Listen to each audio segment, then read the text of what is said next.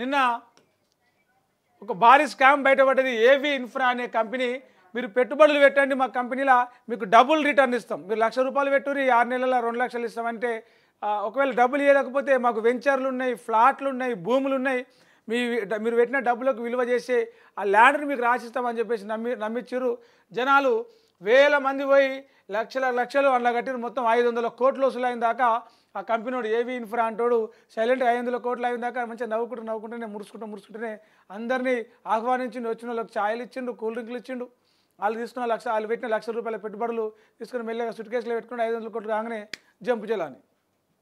ఇప్పుడు మన డబ్బులు ఇస్తలేడు, భూములు ఇస్తలేడు, ఆ కంపెనీ కాడికి పోతే కంపెనీ లేదు, బోర్డు తిప్పేసారు అయ్యా అని చెప్పేసి ఇప్పుడు నెత్తినోరు కొట్టుకుంటా మాదాపూర్ పోలీస్ స్టేషన్లో, సైబరాబాద్ పోలీస్ స్టేషన్లో పోయి వాళ్ళు కంప్లైంట్ ఇచ్చారు. ఇప్పుడు ఏం లాభం?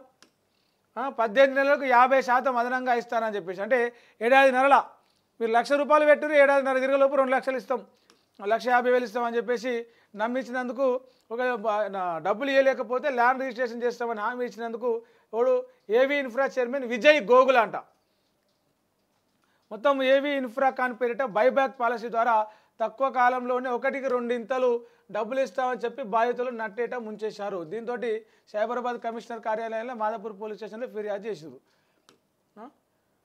దుర్గం చెరువు కాడ మంచిగా ఏవి ఇన్ఫ్రా అని చెప్పేసి మంచి భారీగా ఒకటి ఆఫీస్ ఓపెన్ చేసిండు. దాదాపు 500 మంది బాధితుల నుంచి 500 కోట్ల వరకు వసూలు చేసి మోసానికి పాల్పడ్డాడు.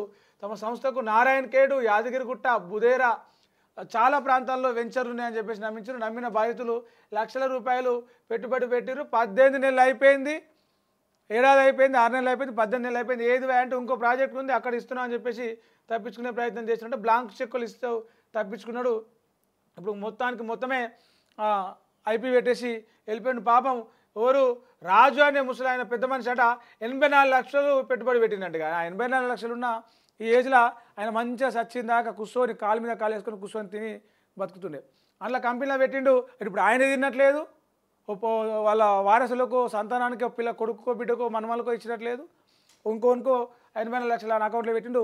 అవి అటే పోయినాయి.